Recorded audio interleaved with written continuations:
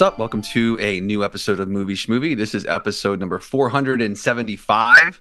Is that right, John? 475? 475. Man, and it's a special episode. It's a top 10 episode, one of our more stressful episodes. Mm, And I know I can speak for myself. I'm Steve, one of the co-hosts of the show, and as always, I'm joined by right. and John. John. I don't. There's no there. Any quote would be a spoiler tonight. Yeah, you know. you can't do that today, John. You can't give it away because today's our top 10 list. But if there is a quote, I would like to share. I don't know if this is said anywhere, in any of these movies, but it'll be a quote after I say it tonight. Right? People can quote me on this. Yeah, it'll be But a movie quote. schmovies, top movies of the year recording session. What a night for the movies. I like it. And timed well as always. Today we are recording and the Oscar nominees come out, and we completely are going to obviously overshadow all that. Yeah. Well, I will say this: when the nominations came out, I was glad that it took a little pressure off of me. Yeah. I was like, okay, I see what's getting recognition out there in the broader conversation, and I can now, even though I don't know what's winning these awards, I can relax on. And my list became like, I don't know, 10 degrees more personal when I saw what they nominated, because I do think the nominees, like, I don't know, some of those. What do you guys think of the Oscar nominees this year? How do you think of the way that it came out? Beautiful. I mean, a little crazy. A lot of surprises. What's the biggest surprise? Delroy Lindo being nominated for Sinners just blew my mind. The quantity of Sinners, and then some of the foreign movies getting acknowledged. I know that sometimes it feels like Americans just don't like foreign movies. I mean, not to, especially ones that aren't on a service already. So that always surprises me. So I'm really happy that some of the foreign movies got some attention. So Yeah, I would agree with that. What about you, Steve? How did you feel about the way it turned out? No, I mean I think it's exciting to see a horror movie. Sinners get as much love as it got. I mean, even though through all their press releases, it's like a horror movie. I think someone posted on Twitter, like, once a horror movie gets nominated for an Oscar, it becomes a supernatural thriller. And it's like all the press releases talking about Sinners is like, supernatural thriller, this and that. But I mean, through its run, it's like represent the horror genre well. Honestly, a big thing for me is just like the irony in the fact that, Warner Brothers, in the midst of, being sold to Netflix and whatever's happening between Netflix and Paramount to try to, or I'm sorry, between Paramount and Warner Brothers to try to undercut Netflix, as one of the majors in the process of possibly being purchased by a streamer, that the two true frontrunners for Best Picture are both Warner Brothers films. insane. And that among those two films, that they have 29 nominations, between Sinners and One Battle After Another, with 16 and 13 nominations respectively. We call that being a nom hog. Yeah, it's just like, but and the funny thing is that, like, when you go through the numbers and you step one down further, is Frankenstein, which is a Netflix film, which this time next year or the year after that, those three films would all be the same studio, presumably. You know what I mean? If all things held constant. But I just think it's exciting to see a movie like Sinners get the nominees, like a film like One Battle. Across. I was kind of bummed that Chase Infinity didn't get nomination. I really was hoping she would. That's kind of a snub in my book. But yeah, I don't know. It's just exciting to see the genre representation. I just mentioned Frankenstein kind of being in there. Mm-hmm. I don't know. I just felt like it's one of those examples where the clear frontrunners for Best Picture are mainstream successful blockbusters, in some respect. And that's kind of not always the case. And in recent history, it really hasn't been. There's been examples of it, clearly, like with Oppenheimer. But I think in a lot of years, in the past 5 to 7 years, what the frontrunners were dominated by like smaller films, indie films or films that crossed over in some, shape or form. I don't know. But it's cool to see two huge films from Warner Brothers kind of put out by two studio heads that were on the cusp of being fired and let go because they were making films like this. And you know, these auteur driven things that are just big, huge, you know, successful movies. So, you know, that story of it all is kind of what is the most exciting for me. And obviously, you know, seeing like a movie like F1 get in there, and you know, across other categories, seeing other films that I loved have some sort of representation is just exciting. But yeah, Sinners, it's the whole thing for me is Sinners. You know, Amy getting in for Weapons was cool for supporting actress. But yeah, Sinners is just like, from we've talked about it all year long, and it's just kind of like it feels right, even if it's not going to win all these awards, just to be at the party, you know, at the table, because it's a really awesome, special film. So I think Sinners just kind of overshadowed the entire nomination morning.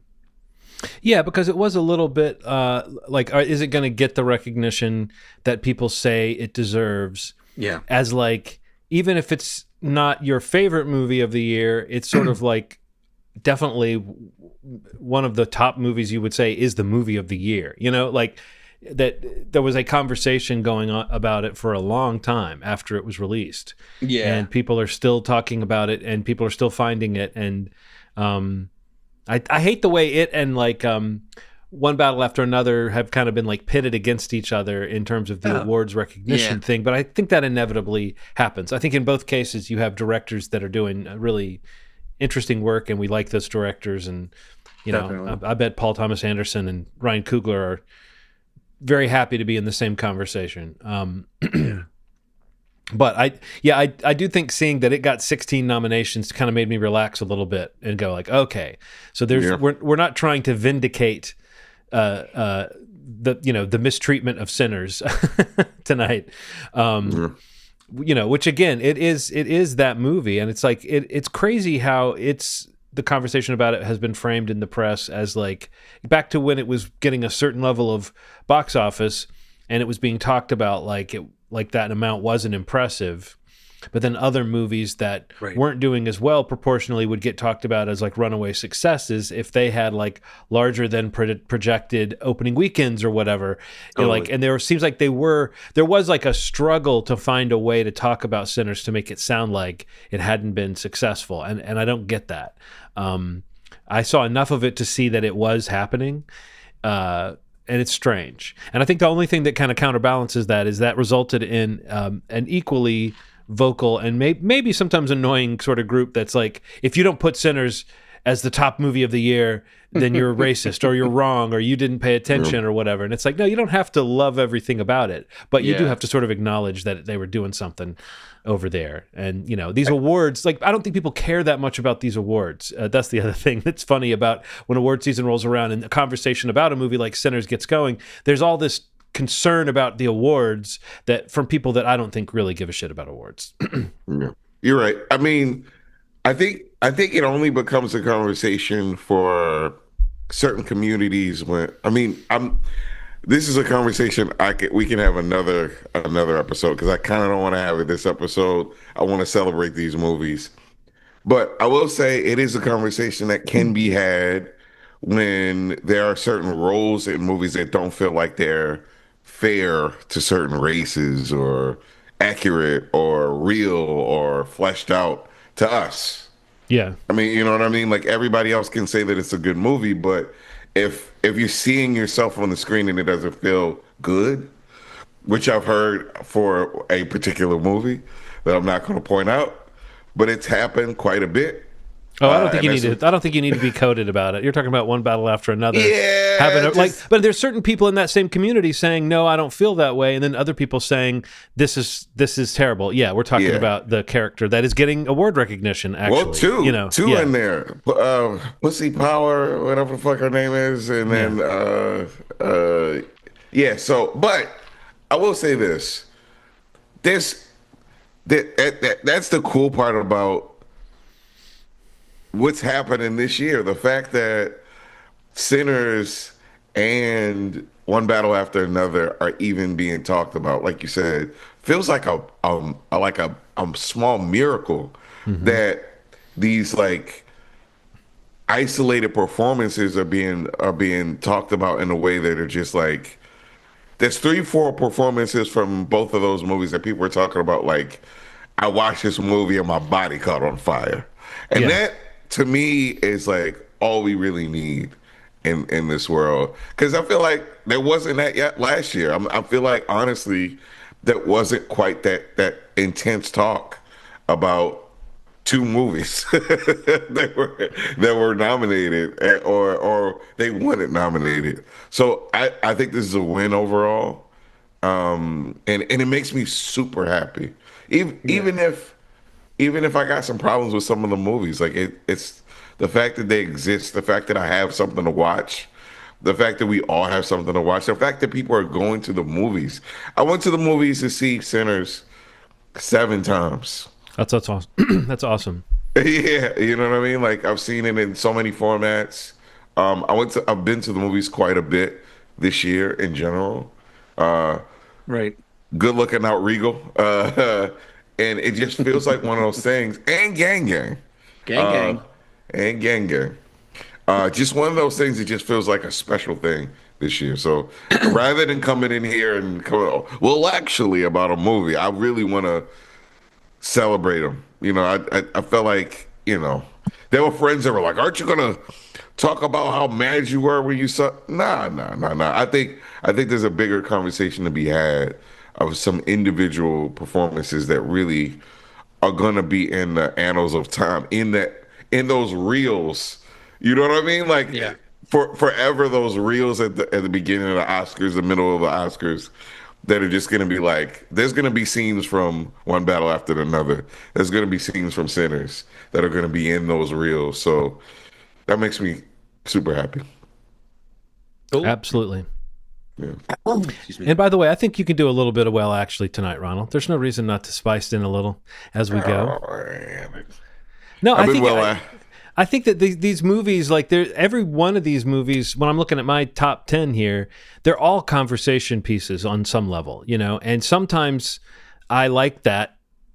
That's what makes me think about what goes on my list is like, Yeah. and I guess maybe this is where we can do the typical, go around and talk about how we formulated our list. I will say this: I have fully settled into kind of two ways of thinking about it that help me define my list. One is what I said before about like making a list as personal as it can be, and like not thinking about, well, I've got to make sure I've mentioned this if no one's recognizing this, like to be beyond that and just say. And I know it's silly to say that with a small little podcast like ours, but I do always think about like, why am I making a list at all? Because that's not generally the way I think about movies. Making a list of movies is easy. Ranking them is hard.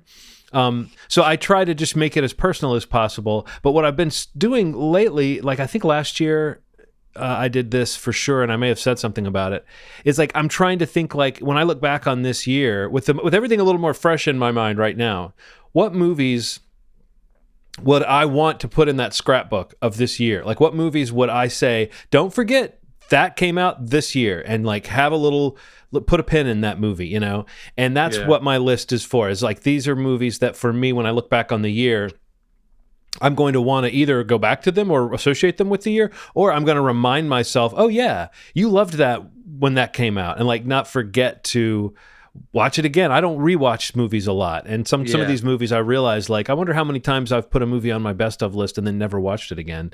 And at some point, it would be good to look back on all of our lists and see what we think of them, and see if we would change anything, or see if we even remember why we made the choices we did. Steve, what is this? 475?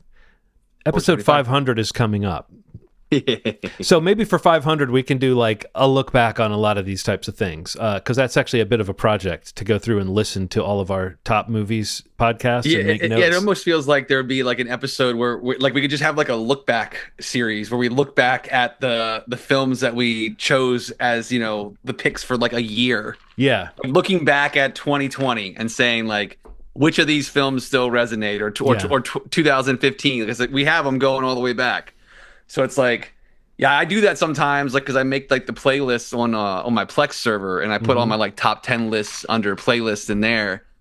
That's a Like good idea. for like for my parents, my friends are like, hey, what do you recommend? Like, if you're ever looking for something you haven't seen, like check out my top 10 lists, and you can see what you didn't see, but it's broken down by year and in order of my pick. So it's like looking back at that sometimes, like, yeah, well, that one, like, I remember loving that, but like, I don't think I've watched it since then. Like Yeah. those are the kind of things you approach it with. It's like, but again, some of those movies though are not the kind of movies that I guess you would rewatch over and Right. over again. It's Yeah. like some of those things are like the impact it had and like the staying power in your brain, even without having to rewatch it. Yeah. There's some of those movies like that. But yeah, that would be kind of fun if we kind of game that out and see how we could do that. That would be pretty cool. Another thing I think would be cool to compute would be, and maybe Steve, since you're our stats guy, maybe you know the right Yeah. term for this, like the spread. Like, what year have we, between the three of us and our top 10 lists, had the most diversity? The like, we could talk about up to 30 films. We're never talking about 30 different films because we have a lot of overlap. I'd like to know like what year we had the most, like the widest spread of movies, and what year it was like probably some shockingly low number if we were all choosing a lot of the same movies. Because I do remember there being years where we were very much in sync as far as which movies we were picking. I don't know if we'll be that in sync this year, because I think a lot of the movies that are on my list are movies that, for whatever reason, we didn't talk about on the show. So I really don't know if you guys have seen even some of the movies that are on my list. I don't know if you have that feeling, Ronald. Steve, do you have anything on your list that might surprise us, or do you think it's going to be So. right down the I middle? don't think so. I think You're bowling strikes. Yeah, come into the list this year. I mean, like we talked about it a little bit last week on the episode. Like even seeing films that I just didn't get to see, and I'm not going to mention names in case they come up on this episode. We mentioned some last week, but I think in general, like even in the context of looking at the best picture nominations today, or like the best direction or editing, like the categories that really kind of hone in on some of the films that I want to watch before the Oscars happen. And try to watch before we make this list. But I mean, going back over this year, it's sad that it's probably the lowest number of movies I've watched in the last, 5 to 7 years over the course of the year. Like as tracking them on like Letterboxd and things like that. To be able to do this list, it's like this is one of the lower number years I've had in a long time of what I've seen. And it's mainly because over the last 3 months, I haven't really seen a lot of that awards movie stuff that's come out. Yeah. And a lot of the best picture nominees of the categories I just mentioned, there's a lot of those movies that, I just haven't gotten around to watching. And if I end up watching them and, prior to the Oscars, it may affect my, my long-term list that we're going to talk about today. But I didn't have as much stress going into it, honestly, like trying to watch it all, just because when I looked at my list, I did feel good. Like, the movies that are on my list are movies I know I genuinely loved. Yeah. And it's not like, I got to get one of those small indies in there, or I got to get this genre that I know represents me in there, because I kind of felt like, with the time that I have, it's like I made it to see the ones I knew I had a lot of interest in, and some that kind of surprised me. So yeah, I don't know. It's like I didn't stress as much this year coming to the list, and just tried to let it represent what I was drawn to enough to find the time to watch, and knowing that there's a lot that I just didn't see. And that's okay. That's okay. Yeah, I'm not afraid. I don't think this spoils anything to say, like, I made a quick list of 5 movies that, had I seen them, they may have affected my list. So I'm not saying anything about these movies. I'm just saying these movies were not in consideration for me, but they might have been. Blue Moon, the Richard Linklater film with Ethan Hawke. I said honk. Ethan Hawke, the goose. I think you almost said Ethan Hunt, and it crossed over into Hawk. And then I was thinking, am I about to say hunk? Because that's what I think about that guy. Of course.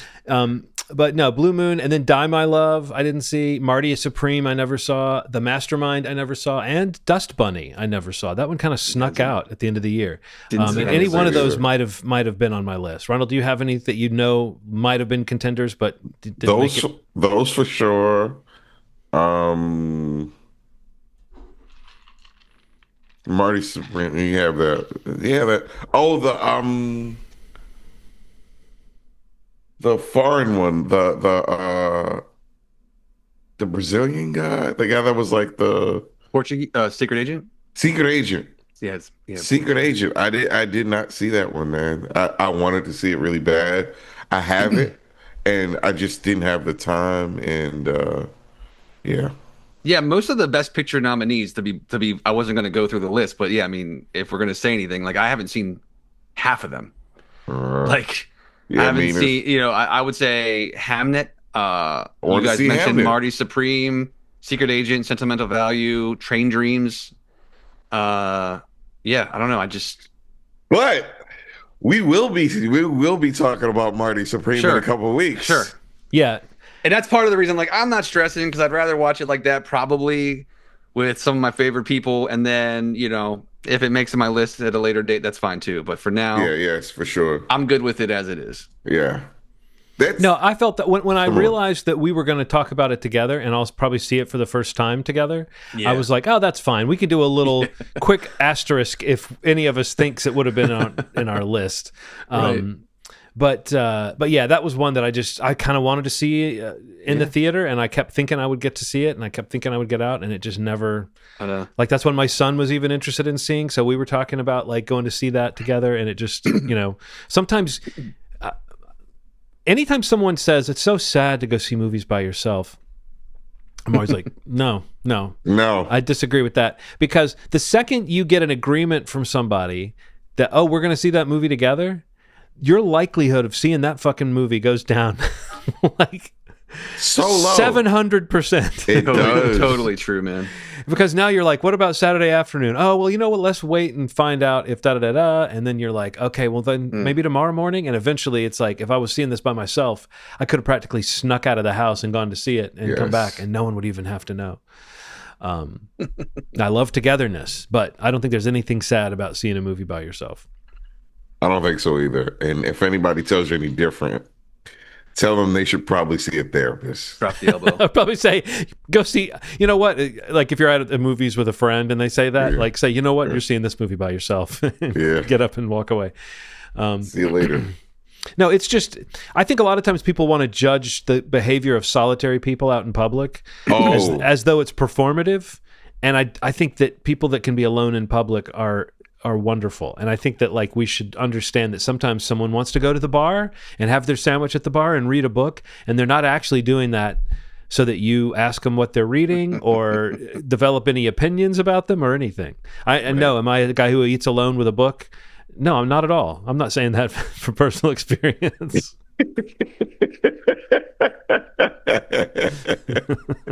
Just try to imagine that, me alone with a book and a sandwich. Honestly, the two things I mentioned most in life are probably books and sandwiches. So It works. well, a friend of mine, before we get into it, there's one other little thought I wanted to share with you. I was talking with a buddy of mine who was saying that, he was talking about his favorite movies of the year.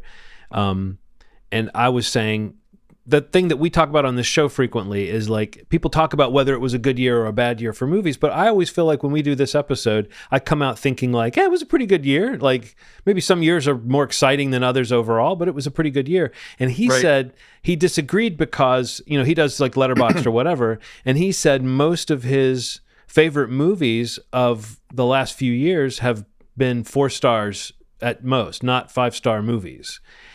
And it just was an interesting thought to me. I don't rank movies like that as I go, but it occurred to me, I don't know if I have that frame in my mind of like, am I always grading on a curve? Like, so whatever the best movie I saw this year is that's great, I feel like that's a 10.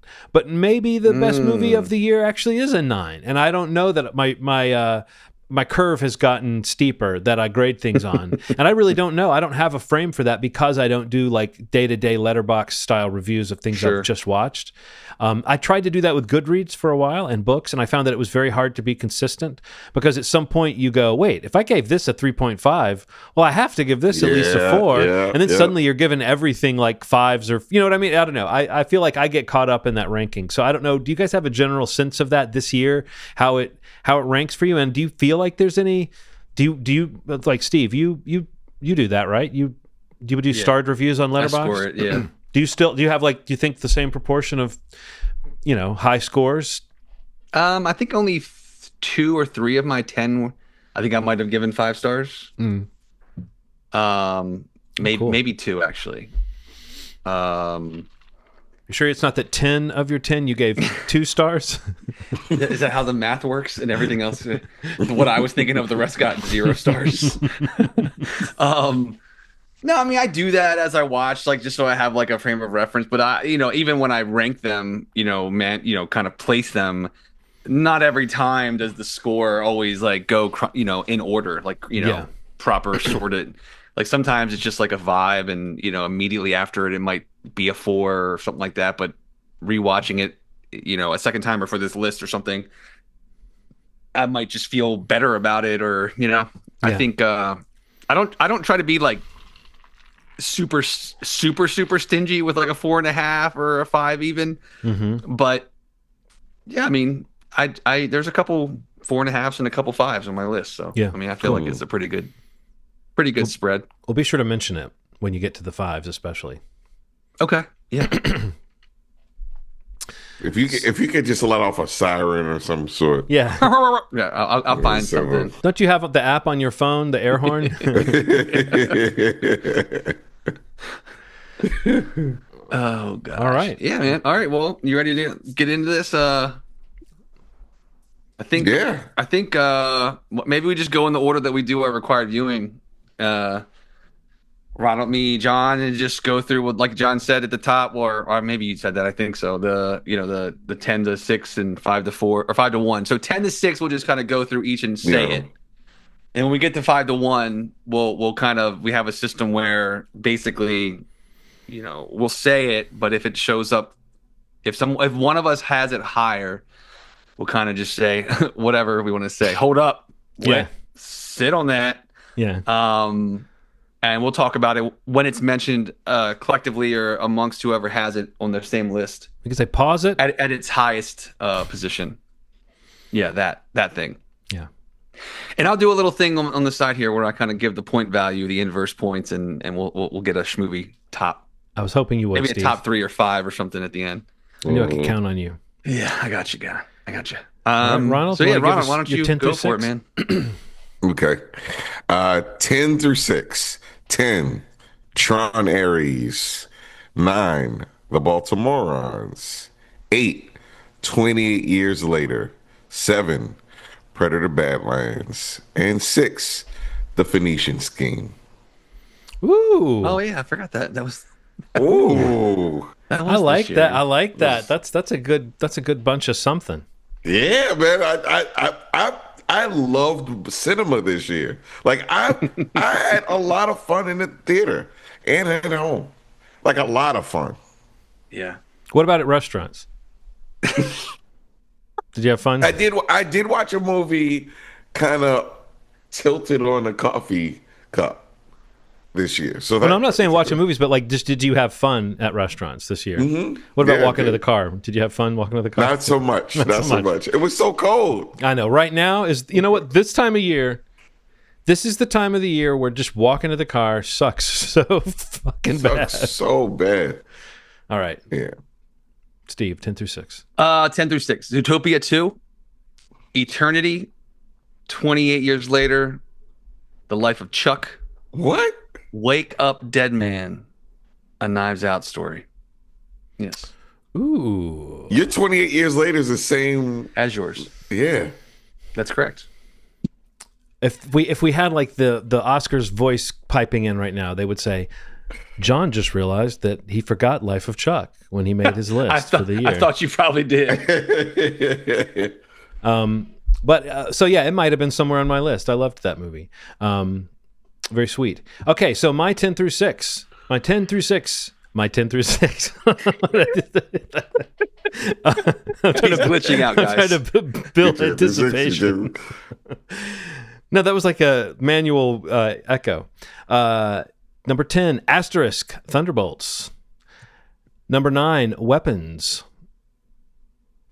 Number 8. And now 8, 7, and 6 are kind of like tied. These are all 3 directors I love doing like their best work, but I put them in order just because you have to put them in order. So this is like 6 that have the same score. Yeah. That's what you do. But I'm just saying, technically, any of these could have been switched around, and I would be fine. Sure. 8, Superman. 7, Sinners. 6, One Battle After Another. Perfect. So with some villain schemes, but his numbers up. Darkwing Duck. I don't know why that came in my head. Oh man. So those All were right. three very different Yeah, man. That's 6 through 10s. yeah. I Yeah. mean, I think some surprises. What was your Phoenician scheme was your six, right? Yeah. Have you guys seen that? Yes. I don't think I Okay. saw it. No, No, that's I why loved it. when you man. said But it, it I was like, not I fresh feel like enough I in my wanted to see memory. it. Yeah. Yeah. Like I loved it, but it just- wasn't fresh in my memory when I was making my list today. So I think it suffered a little bit because I hadn't seen it recently enough. But I remember thinking it had. I mean, every time I think about it, I remember some other actor who was really fun in that movie. Like Bryan So- Cranston was great. Michael People Cera was like great. Benicio del Toro was incredible in one battle after another. I'm like, he led a whole movie this year. Did you know that? It's like he was incredible in the Phoenician scheme. Yeah, he was. Yeah, it's crazy, crazy, crazy, crazy. All right, cool. Arnold. Okay, my Number five. I know no one has this on their list. Perfect.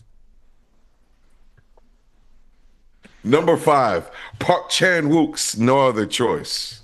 Hold it. Oh.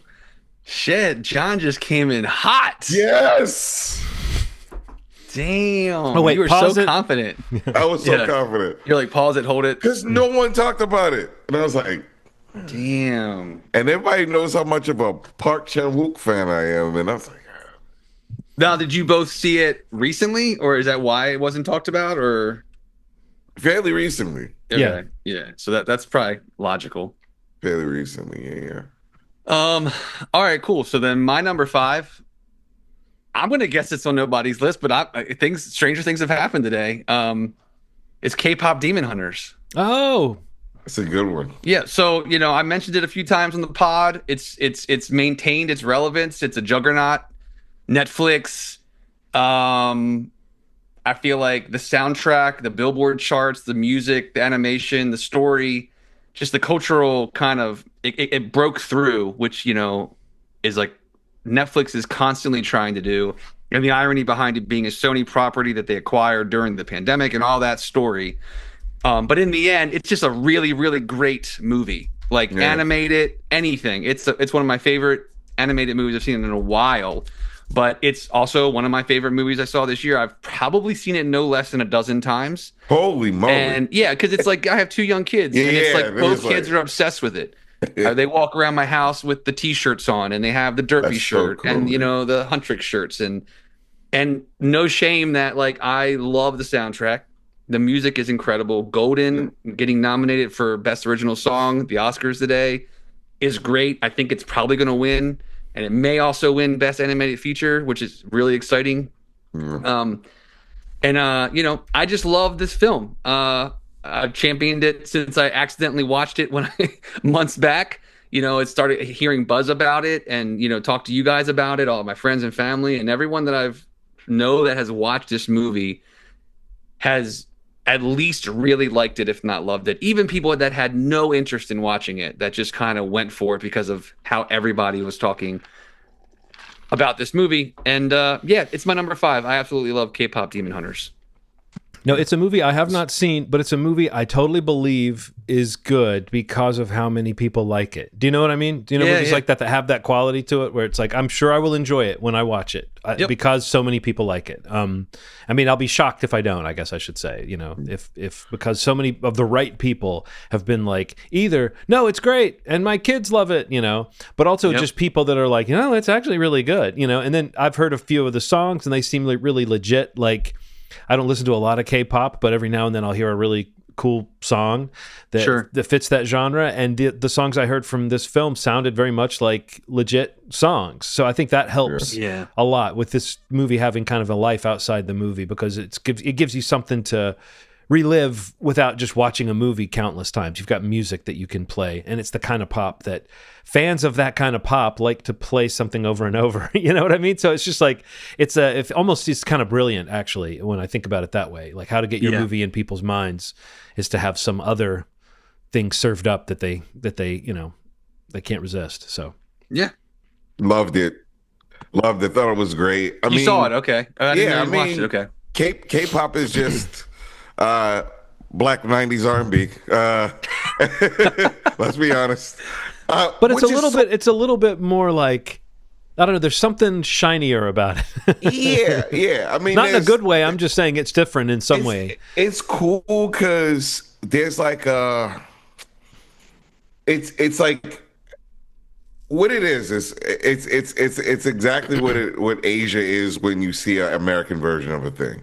Like Right. you may go over and hear something or taste something, you're like, this looks like an American burger, and then you taste it and it's like, this is not an American burger at all. There's some elements that are very different in here. There's different elements in here. Right. And that's essentially what it is. Like it's like a version of 90s R&B, and then like the other stuff too. So like I'd say like Jodeci and well, not Backstreet Boys, the 90s, New Kids on the Block. New Kids on the Yeah. Block. New Kids on the Block, and you know, it's kind of a fusion because that was all that dance stuff, like dancing and singing at the same time, which I think is so hard to do. I don't, if anybody acts like this is like an easy thing to do, that so I'll also say this because I've read a lot of think pieces about this stuff because they, you know, there's not a lot of acknowledgement of where it comes from. Yeah, yeah, But yeah. everybody knows where it comes from, and but people act like it's a really easy thing to pull off. These kids are making masterful music, masterful music. Like you want to make it if it's so easy, go back a K-pop song right now. Like it's Yeah. that stuff is intricate. It's well made. The musicality is incredible, and then they have a dance move for everything. So I'll never knock that, man. I'll never knock K-pop. I think it's a masterclass. Yeah. So Cool. All right. John? My number 5, Yorgos Lanthimos' Begonia. And I was trying to think of like what would be the simplest way to get into why I picked this movie and why I loved this movie. I mean, I had a lot of fun watching it. It's like that's always a plus with this kind of movie. I think Yorgos's movies often have some weird pull to them to me, like the way they're made. Like I think he's got a very visceral sensibility, and genre is kind of something he plays around with, but his movies have kind of like a grit to them or something, or something, you know, like from Poor Things to what's the Lobster. I mean, these are movies that when I think about them, I think about Love The Lobster. some hard hitting moment or some really extreme scenes that occurred in them. And I think that that's something he can do. And obviously he's got a great relationship with Emma Stone. God, I was about to call her Emma Roberts. With Didn't Emma he do Stone. Dogtooth? Yes, he did Dogtooth. And then he did love Kinds of Dogtooth. Kindness, which I did not see. But anyway, he's done a few movies now with Emma Stone, and he's also done a couple now with the person who, if I'm going to say in 2 words what I love about this movie, I think Jesse Plemons is so good in it. And I think that like he's just like when I was watching it, I like his performance so much. I almost texted you guys, one of those texts we occasionally will just text each other like, man, Jesse Plemons, man. You know, like, but I just wanted to say, like, I feel like he's one of those actors that has, like, he's not necessarily one of our guys, but he's come up in these years that we've been doing the show and watching him pop up in things and going from being like, oh, who's that guy with that real distinctive look, you know, to a guy who, like, he's become like a comedy sniper, like in something like Game Night. He's got so many great moments that are just complete, like him knowing how to use his energy for this and for that and for this, and he can be charming and a little more self-effacing and whatever. And in this film, he's playing a character who is, you know, you see that he's unwell from the start, and he's doing some pretty crazy things, and it's a Yorgos film, so he's doing some extreme things, and you get some, you know, a little bit of implied kind of gore, not quite body horror, but a certain level of violence. This is really striking. And, you know, you spend the movie debating, like, wait, am I meant to think this guy's just nuts? Or am I meant to think that maybe he's got a little more something going on? And so that's kind of the game of the film. But the performance still has to be a grounded human being. Like, you can't, you can play Right. things that can be taken ambiguously, but you can't just walk on set and say, all right, I'm going to be ambiguous all day, you know? So I find it amazing when an actor can make a movie like this feel like there's an emotional through line to their character, even though you're playing a game until you find out like what's really going on here. You're playing a Right. little bit of a game with like, you know, like, should I be paying attention to this protagonist or should I be hoping that they get medical help, you know? But he's just kind of, there's something kind of magnetic and fun to watch about this character, even though this is a really extreme film. I won't spoil the plot for anyone that hasn't seen it, but I will say that there, in addition to the great performances by Emma Stone and Jesse Plemons, we've got this newcomer guy. What is his name? I think it is Aidan Delbus, yes, who is a new actor and a very interesting screen presence. And I would just say, just watch the movie and you'll see what I mean. I mean, the guy's just so real and so unconventional. His rhythms and everything feel very fresh for a movie like this.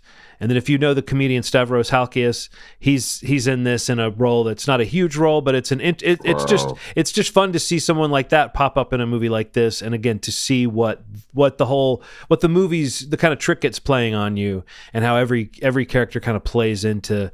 You know, you've seen this movie before. You may see where it's going, but you don't know exactly how it's going to get you there. And I think that is a real testament to just in some way, this seems like just a good team at this point. Like Emma Stone working with Yorgos, and then Jesse Plemons. Now it's like it feels like these are people who are exploring something together and creating something really, really fun to watch. So Nice.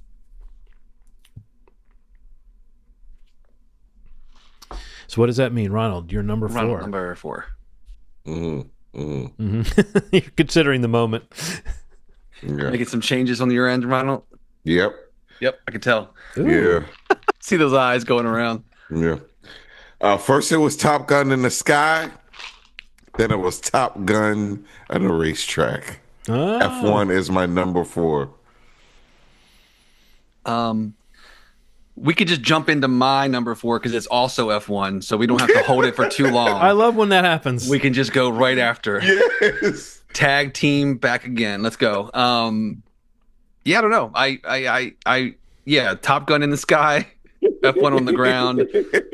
Kaczynski, you know, you got Brad Pitt in there.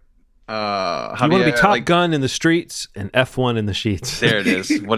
Or whichever you prefer. If you prefer Cruise or Pitt, you take your choice. But you know where I'm going. That's true. But yeah, I don't know. You can start, Ronald. You chose it right before me, and I'll jump on. But yeah, what do you got to say? Man, whoever was the genius that thought to put Brad Pitt with Damson Idris was a goddamn genius. There's something about the young energy of Damson, you know, this young firecracker that wants to make it, that wants to do it on his own terms, that meets this weathered, it's really, he's not quite bitter, but not quite enthusiastic about things in his character, Brad Pitt, that is just feels a little tired of kind of repeating himself over and over again, and he gets this opportunity. It just feels fresh and Totally. it's like you know, and I think why I was drawn to this is sometimes you don't think about the idea that sometimes you can leave a place and you get valued in a different way. Sometimes the job that you have is shitty, and then you go to another place and people are like, oh, I value this. I value this about you. I value this about you. And it kind of feels like there was this cool thing that happened when they started working together that just felt magical, really, really cool. Even when they were arguing, I would have watched a couple of outtakes of, like, you know, just side stories of them just not getting along, going to lunch, arguing about who's better at taking this turn at this particular racetrack. I just love the chemistry that they have. The whole team was just very fun to watch, and the story was simple, and it taught me F1. I didn't know how this shit worked, and then it was like, very easy to understand. It's like the best lesson in F1 that you could ever learn, on top of being a fun movie. So, Hmm. yeah. Yeah, I mean, all that basically. Talked a lot about this when it came out, and we, in terms of experiencing on the big screen in different formats, and and to see that this film gets a nomination for some of the technical categories as well, sound design, things like that, Best Picture nomination as well. I don't know, just Brad Pitt, I'm in the door, and then you add these other things in there. Again, I don't know anything about F1 either, so to echo your comment, like it is a cool approach to educating an audience that isn't familiar with a sport or a segment of sport that is a massive worldwide phenomenon that just isn't, necessarily as big here, but um growing every day clearly. But I don't know, the cinematography was amazing, the racing sequences were amazing, the cast, just a great cast all around. Damson was awesome, and to your point, their dynamic together was great. For a movie at about 2.5 hours, the movie flies by. Like it is one of the most fast paced. I think the ability that they, how they shot during actual F1 races, and the fact that you can kind of dance around the globe, with these races, it kind of just makes the movie move quickly. And I think the third act is just it's just great. Like the last 25 or so minutes of the movie is awesome. Mm. Yeah, and I don't know, like the Brad Pitt factor for me, like it just has a huge impact on my experience with this movie, but it also is just extremely entertaining, Yeah. and like one of those, just like, go see it on a big screen, have fun at the theater, and people walking out talking about it. My wife loved it. Just had a blast watching this movie. Saw it multiple times as well.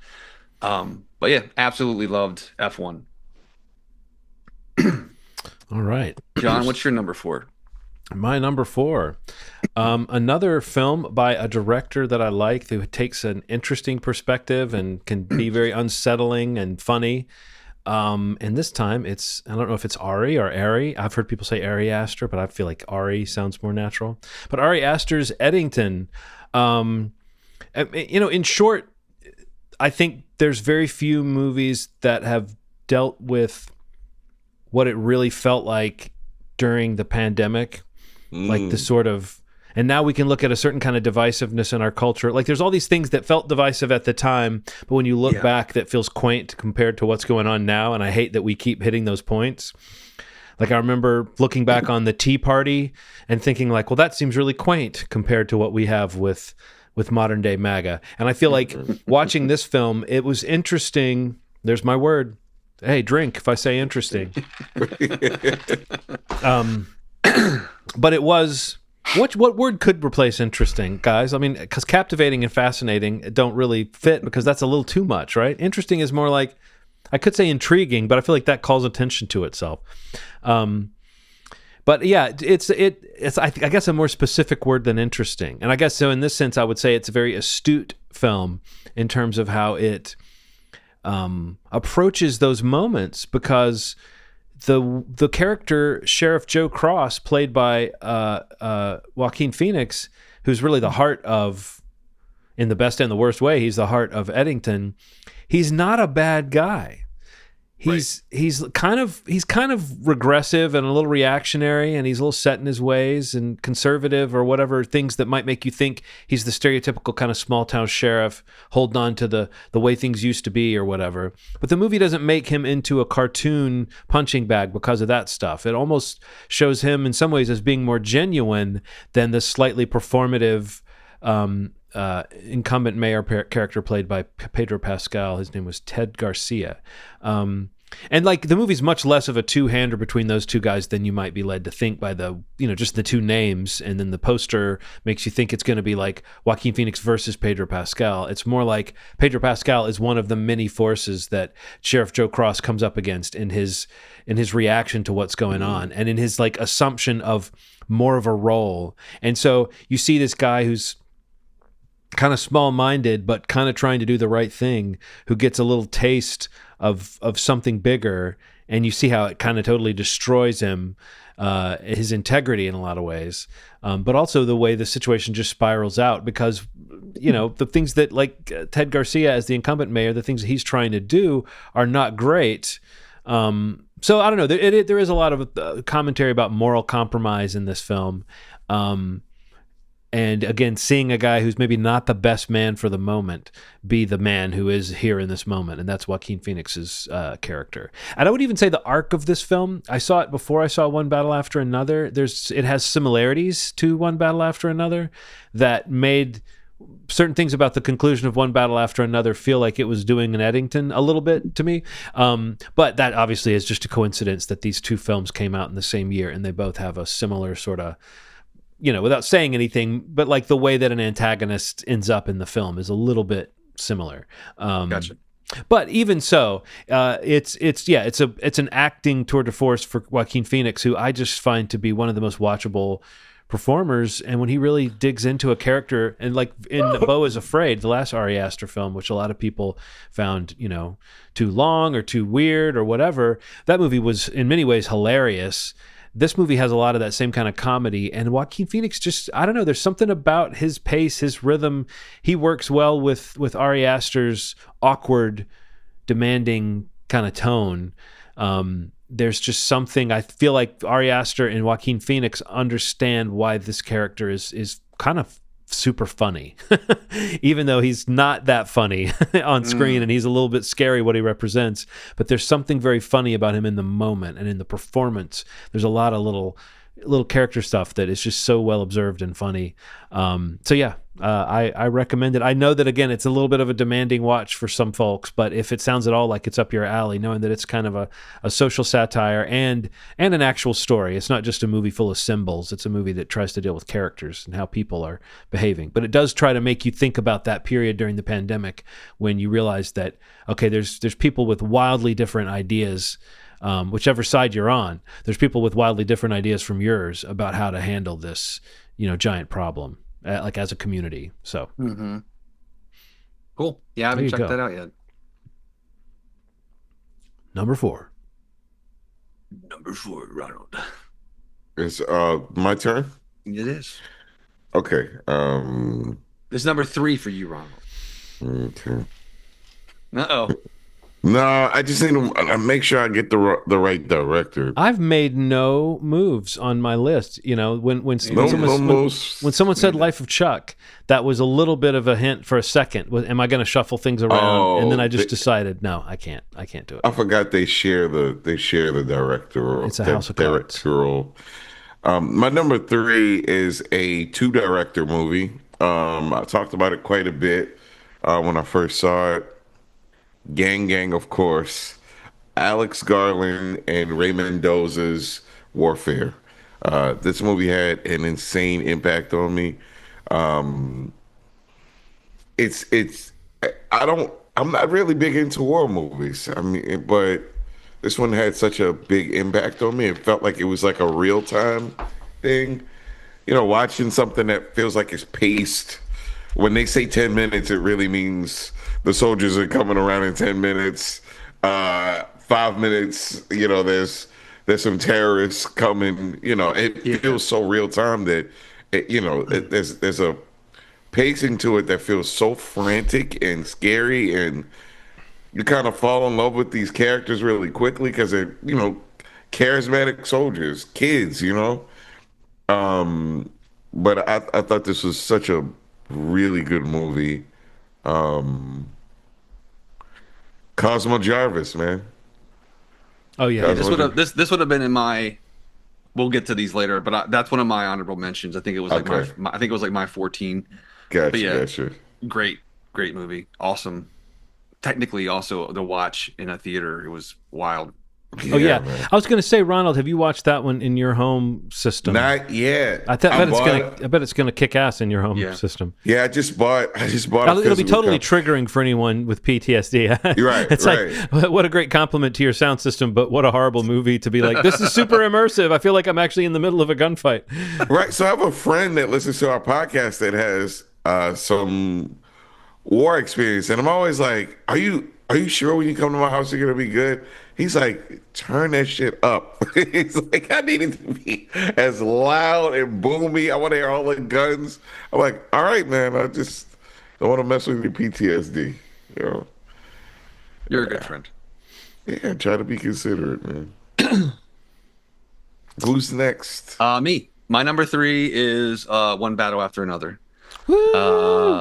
Yeah, there's John. You was on. Yeah, it was on yours. That's right. Yeah, it was my number Yeah, I don't know. Like, six. this is one of the more like the big movies that I saw probably within the last month. I think Aaron and I finally watched it together.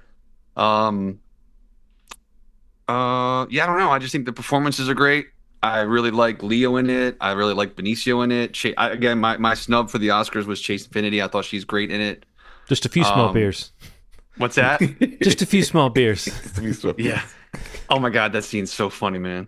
It is. He's so good. He's really. I mean, I know you mentioned earlier, Ronald, in the Phoenician Scheme. I haven't seen that, but Benicio is really just so great in the movie. Like the command that he has over the performance, and in the story, his command of every moment that he's in, like versus every scene he's in with Leonardo DiCaprio, where he's just completely, like, just no control, has no clue what to do. Like it's just completely useless. Where Benicio is just like. It's like truly a sensei. He's just like, he's like, follow me, come upstairs. You know, it's like, sit down right there. So good. And he's so funny and so real. I don't know how he does it, but he's just arrived at a point in his life where he just, we've been inoculated with like the Benicio del Toro virus ever since he popped up in his first roles, where we were like, why is this guy mumbling?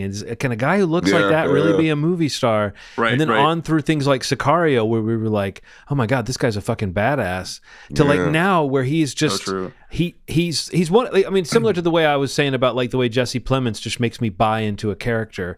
Benicio is just, he's got an unusual energy, but he makes me buy into his character.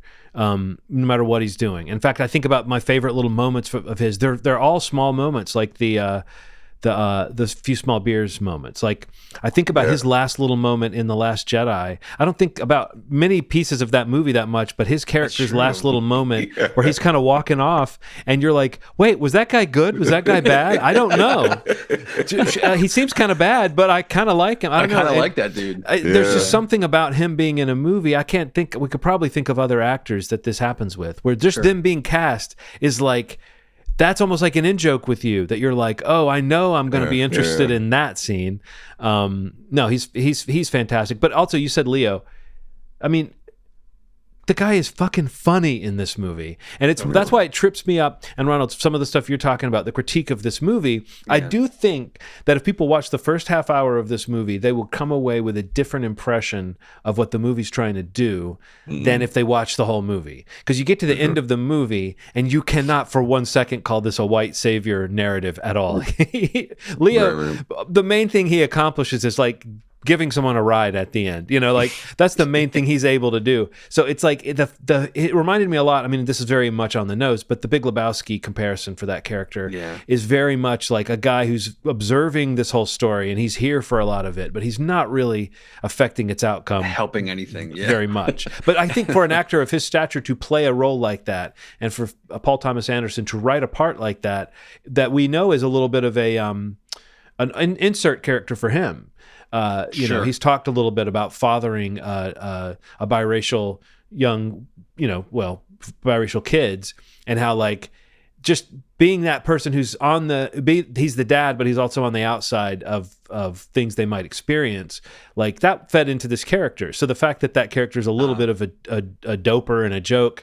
I mean, for one thing, I really relate to the way that he was hitting that vape when he was getting stressed. But also, I think that Leo knows he's playing a very funny character, like him forgetting the password or whatever on the phone and being like, "But do you really need the password?" Yeah, it's just funny. It's just funny dialogue, and I feel like Paul Thomas Anderson and Leo DiCaprio, that feels like a real match, man. There. I wouldn't be surprised to see him pop up in another movie with him. And it just continues his track record, right? He seeks out the coolest collaborators to work with. And if you watch Mr. Scorsese, Ronald, didn't you come away from that with an even keener sense of how much like love him or hate him, Leo, like, he collaborates. He finds people he wants to work with, and I mean, he's no less in that sense than like a Tom Cruise or something, in terms of like almost not a control freak, but a person who's very much like, okay, this is the project I want to attach myself for to. sure. He's in control of it. He knows his fit, man. He knows his fit. There's something about like I don't think he would have wanted to be this vulnerable in anything led by somebody that didn't know how to show it in a way that felt honest, like this. And I need to see something with him and Benice Hill again, like a heist movie or so. I need to see something with them again. They're so good together. People have accused them of being related anyway. So I'd love to see them in something. Well, they both have small face. They have like all their features are in the middle of of their head. And the saddest eyes in cinema. Yes. Two pairs of the saddest eyes in cinema, man.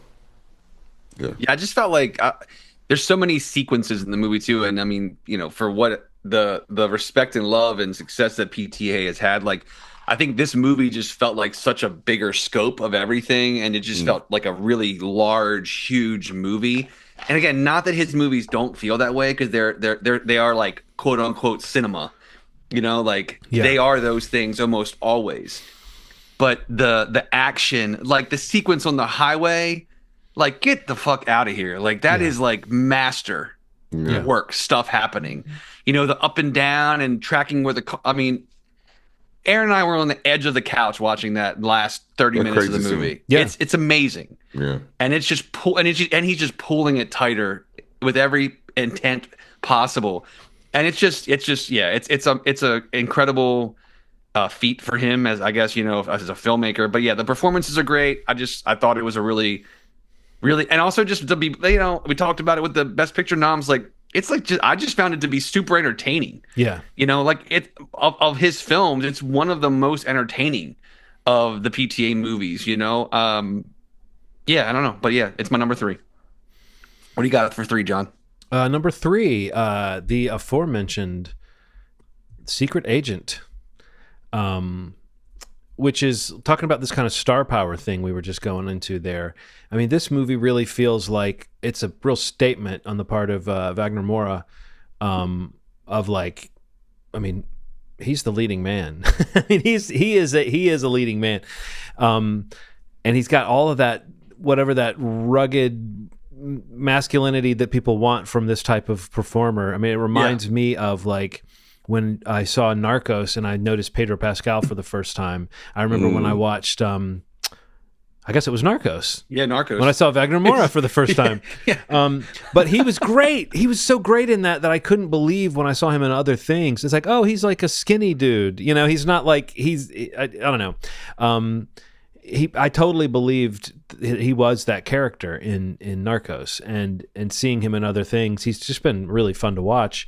But this is the one that I really feel like, it feels like this is his leading man. I don't know, is he like a producer on it or something? I don't know the story of the making of this movie, but it feels like he just was super involved in it. He's not listed as one of the producers, but anyway, it just is a real star turn. And the way he carries the film is kind of the lead headline on the story for me. However, the movie is also really wonderful.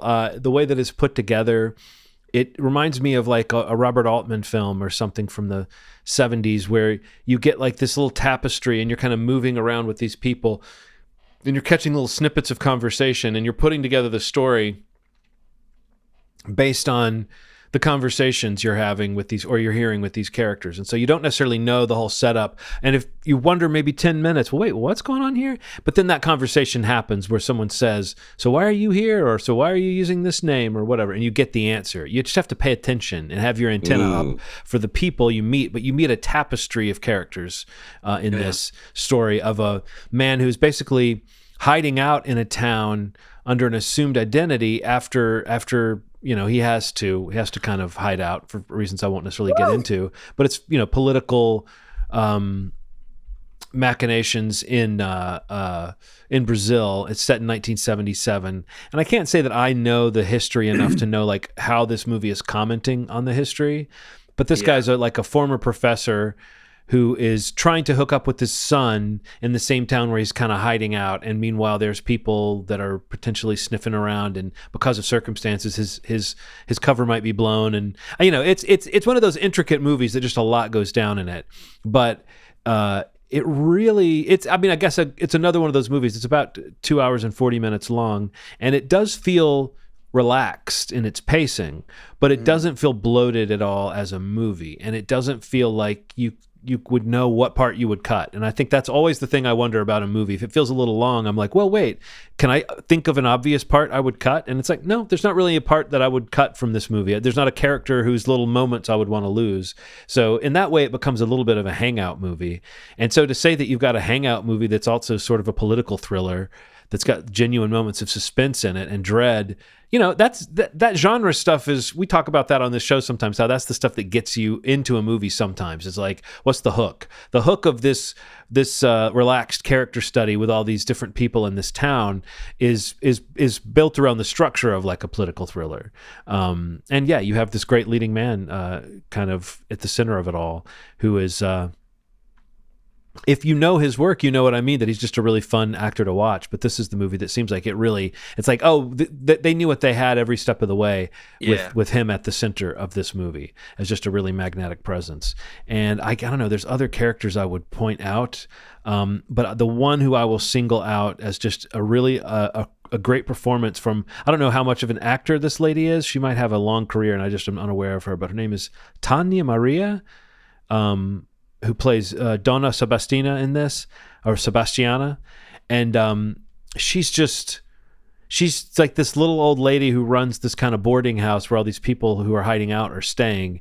And the way when she meets Wagner Moura, his character, the way that she's like motherly towards him, but also kind of flirty with him, and he kind of gets it right away. And you see that his character sort of loves her right away, her kind of energy. It's just it's like there's such good chemistry there, and she's such a fun character to watch. And it's like, there's maybe 5 or 6 other characters that are just as fun as that in this film. So, Nice. Yeah, I would definitely recommend, if it still sounds good to you, The Secret Agent. Yeah, I can't wait to watch this. It's on the list. It's one of the ones I was really hoping to have watched, but it pulls one trick in particular, well, 2 tricks that would be spoilers for me to say what they are, but there's 2 moments that are genuinely like, oh wow, they did, oh cool. Like there's actually like a moment that kind of took my breath away when you see what they do. Oh wow. That's just like such a nice way to handle something, but also there's some sadness. It's not a downer or a feel good movie. It's like right in the middle. So Cool. Ronald. You're My number two. My You number gonna make 2. any poop jokes? Oh, You could say my number 2 is solid or something like my that. number 2. Para me to poop one. This one's stuck in my head all year long, Uh-oh. Oh shit. non-stop, bippity bop. I saw kids walking around like this, running around like this. Weapons is my number 2. Okay, so we can just talk about it together because it's my number 2 as well. Get the hell out of here. Get the hell I have out a of fealing here. that you and I are synced up at this point, Ronald. So we Yeah. may just tag team the rest of this episode. Yeah, go ahead. You can start us off. Man, this thing hit me like a pile of bricks. It just horror is one of those genres that I got into a little later. You guys know, like the discovery of sci-fi and horror, very new in my life. But one thing I do know is that most of the horror films that I love, you should be able to explain in 5 seconds, 10 seconds. And this has such a cool plot, such a gripping idea in the beginning that I've told non-horror film fans, and this was like a breath of fresh air to them. They didn't know that horror could be presented like this. Then I got them to see Barbarian. They were like, "Holy shit! Like, there are movies that are paced like this." There are quite a few. There are quite a few, and he's not the only one making them. And it's nice to know though that there are these event movies that have something behind them. It's like the craziness, but then there's also at the heart of it good acting.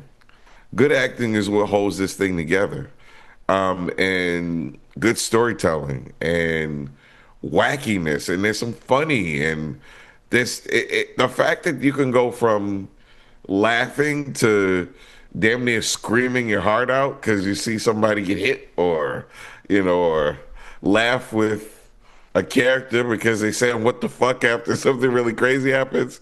It is just visceral. Visceral is what comes to mind. Yeah. The fact that you see people filming this thing on skates, like it just it's like it took a little bit of everything to make this thing work. And I can't imagine. I kind of want to read the script, the original script. Did you see? Like it feels like a master class. It feels like It's amazing. It's amazing. Yeah. It really is a pretty incredible script. I actually you read it. Yes. Oh man. Okay. So yeah, what'd you think, Steve? Yeah. Just amazing theatrical experience. Again, that's kind of a through point with a lot of these movies that make my list. Just like the experience of watching them, a lot of them in the theater multiple times. This is probably, with the exception of maybe a couple other movies that were on this list that I got to see, we went and saw screenings for or whatever. This was probably the one where I was like, I need to go see this the night it comes out, the first showing, because I want to experience it with that crowd that has the same feeling that I have going into it, which is the anticipation, the expectation. As a fan of Barbarian, very excited about what Zach Cregger has coming, up in the future. And him as a voice, just as a filmmaker. I'm a big fan of these two films that he's kind of put out so far, and especially of Weapons. But yeah, to your point, the cast is amazing. The performances are all great. Mentioned Amy Madigan, kind of getting her flowers, with the supporting actress nomination today for Weapons. But yeah, to mention like Benedict Wong, Austin Abrams, Julia Gardner, Josh Brolin, Alden Ehrenreich. I mean, just amazing performances.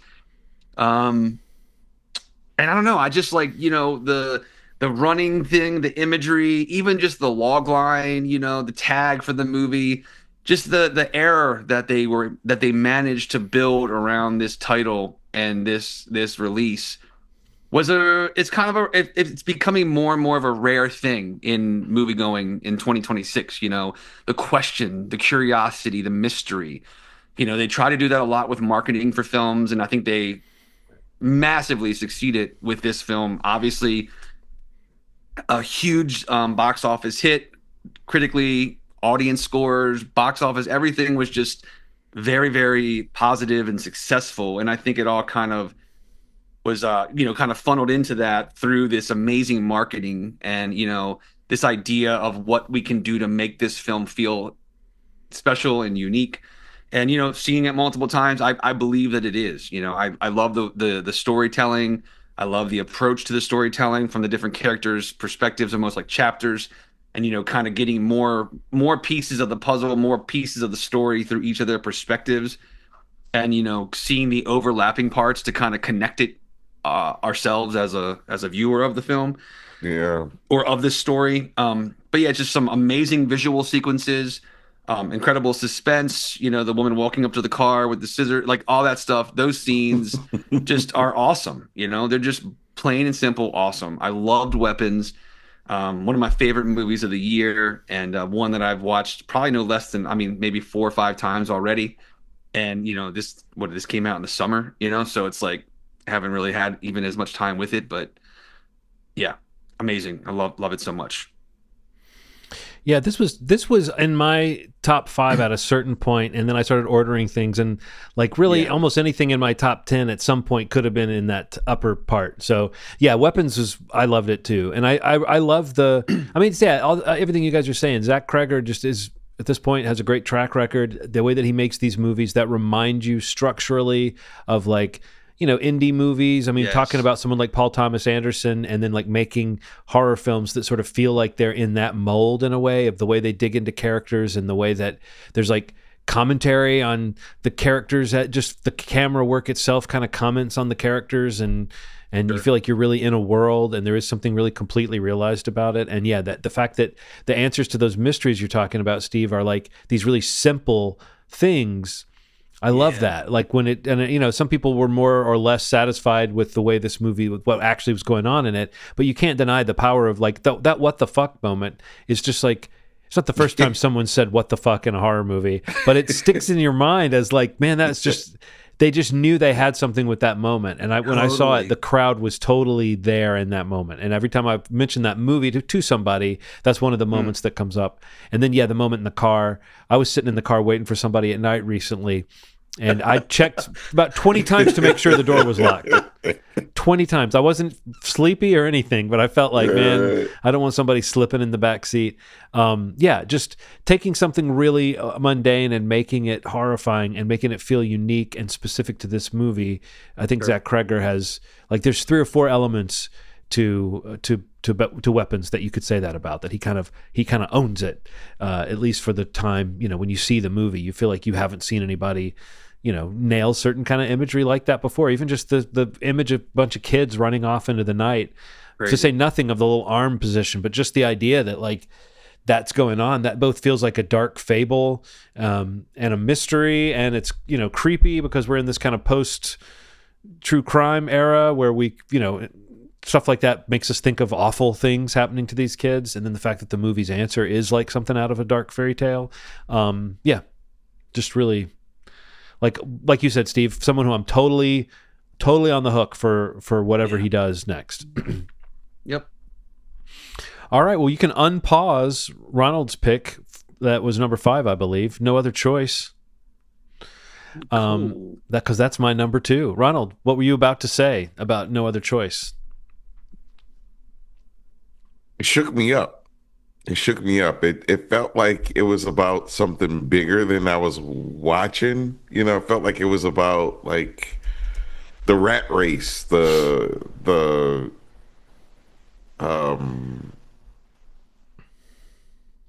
rat race, and maintaining, and what success looks like, and what is your identity without your job, and, you know, Yes. How would I react if I lost my job? You know, it's just like these really heavy things. And apparently it's a metaphor for the director said it's a metaphor for the movie industry and AI and stuff like that. Well, I mean, definitely AI in terms of how it affects people's jobs in this film it's part of the text. But yeah, I could see that totally. I could see it talking about like when you do a job and then you can't do that job anymore, what are you? Especially maybe in a culture and in a moment where you are really defined by your role and what you bring to the table, you know, in your, as a career or whatever. No, it's a very scary thought to lose your livelihood. And to know that when you lose your livelihood, well, now there's me and everyone else fighting for the next little slice of the pie that comes up. And yeah, it's like, what do you do in that moment? And this movie has a very creative solution, which is, if I want to get a job, I don't just have to maybe kill someone to get that job. Maybe I have to kill everybody who might get that job. But would you also make up an entire company in order? Right. Yeah. But I mean, it's an interesting thing, the way it becomes like a social satire, but we never lose the sort of groundedness in this, in the one person who's going through this thing. And you definitely wouldn't say halfway into this movie, you're not endorsing this guy's behavior at all. And that's what makes it a dark comedy. But I think the way things turn out, that the moral you're talking about there, Ronald, the way the movie turns out is really where you figure out like what the commentary that's being made about this type of person and the way things are going. Do you know what I'm saying? Like the end of this movie is very it's ominous. It's very cynical, yeah. Yeah, cynical and ominous, and like just really like, I don't know. There's just art to his storytelling. Decision to Leave, you know, it's like one of my favorites a couple years ago. They're just these pointed narratives, these really well done movies that kind of capture all the feelings that you feel when you're in the middle of it. Like the despair of losing everything really is on the surface in this movie. You know, we're in a time where we don't know what the fuck's gonna happen. You know, it's real. It's really on the surface. And I think I appreciate that people are so honest about it now, like their fears and their hopes and dreams and their dislikes. I mean, even I felt like things have never felt so fueled with so much emotion, and that's because it it never felt so real. Like before it felt like all the problems you were watching felt like very far away. It's like you got local crime, you got local things like that, but the economy can't be staggered the way that you see other economies staggered. That can't happen to us. And then it happened. Like it was nothing, like a blip. And this movie just kind of really tackles that in a way that I hadn't seen in a while. And it really woke me up. It really woke me up. It felt like I have to enjoy the moment. I have to be more present, and I have to understand that I am not my job. Yeah. I am a person outside of the job, and I think that in this corporate structure that we've been kind of taught to be attached to, that you can lose your identity in that. And I think that this man lost his identity. It's very clear that he lost something in some of that. Well, there's something in there about not being able to pivot. That is like a real statement about these guys that like they work in the paper industry. So that's like a very unusual industry to be in where you're that passionate about it. But throughout the movie, these guys have these little moments where they like handle a piece of paper and they're like, oh, that's good. That's nice. Or like just the knowledge about it and the way that they relate. It is a little bit like a Kids in the Hall sketch about businessmen who are like excited about letterhead or whatever, but it's also a grounded. It's got the gravitas of what you're saying, Ronald. Is that it's definitely a black comic satire. Like this is like a dark comic satire. It's very funny in spots, but it's also very unsettling in ways because it's making you laugh at the same time as terrible things are happening. But so it's got that gravitas and it's got that comic element to it that I think is probably. I mean, I guess that's a common thing for Park Chan-wook's movies to have like an insane amount of craft going into the way that they're visualized and the way that they're shot and the camera moves and everything. It feels really luxuriant in that sense. But there's also always like a little dash of humor. And this one, it really turns up the humor. Like that lead performance is like a comic performance. I mean, he's not a comic character necessarily, but Lee Byung-hun as Yu Man-soo, he really kind of carries the movie. And you never feel totally relaxed around this guy. This guy doesn't feel like he has a handle on things. But you do see this sort of like the guy who he thinks he is or the guy who he wants to be. And you see how that's just slipping away from his grasp. Everything he does kind of makes it, in some ways makes it worse, in some ways makes it better. In some ways, this is one of those stories about a person doing bad things and not being punished for it. But in other ways, you see that the punishment, he carries it with him kind of from the first frame. Yeah, sure. And his wife is so much more level-headed about like, these are the things we got to do to cut the budget. I'm going to stop taking dance lessons. We're going to sell the house. We're going to get rid of the dogs. We're going to do all these things. And she may seem kind of overly pragmatic, but you see that she's much more ready for this moment of how do we pivot? And then the man, the husband, the lead character, we're watching a guy who does not know how to like improvise for himself. He's either despairing and useless, or he's pursuing this obsession of getting back to where he thought he should be. So yeah, no other choice. And it's the name is a very ironic. Like there's a few points in the movie where different characters say no other choice, and it's always not true. You know what I mean? It's never true that they had no other choice. Right. Than the thing they're saying. So that leaves us up to, I think, the most predictable double number one that we've ever had in the show's history, because I think I know the movie that neither one of you have mentioned in your top 10 yet. Yeah. And I think you both have already had your cute moment where you realized you're in sync.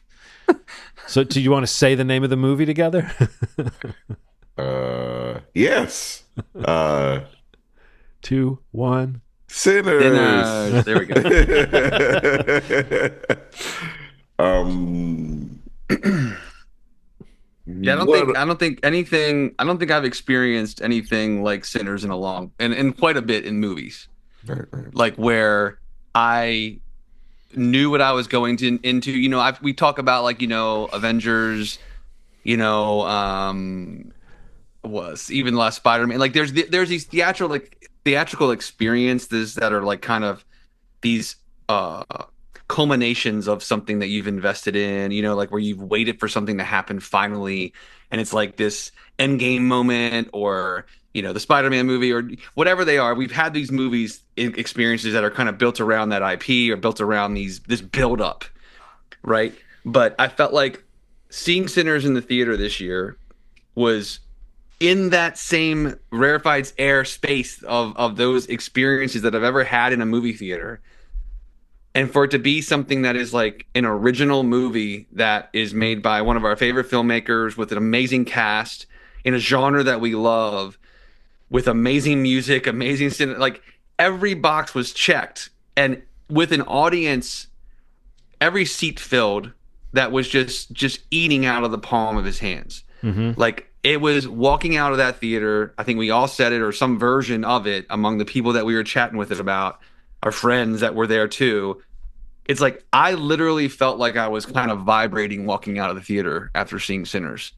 And that is a rare experience. It's a rare feeling, but it's even more rare when it's like this original thing that is just like coming from someone, a group of people that we support and love as filmmakers, actors, whatever the case may be.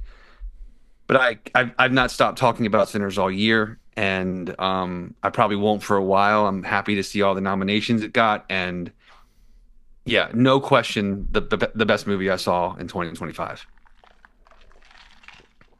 Um, so one of the things that I had to compete with, is my mom, who when I was younger, read about 2, 3 books a week. She's a huge Anne Rice fan. Bram Stoker's Dracula, huge. She used to talk to me about Lestat and loving these characters. And my mom waited until a week ago to watch Sinners. And when I say that, she's been buzzing. At first she's like, I don't like all the rules. I don't like all the rules. They're a little different than what I remember reading in the vampire movies, vampire books.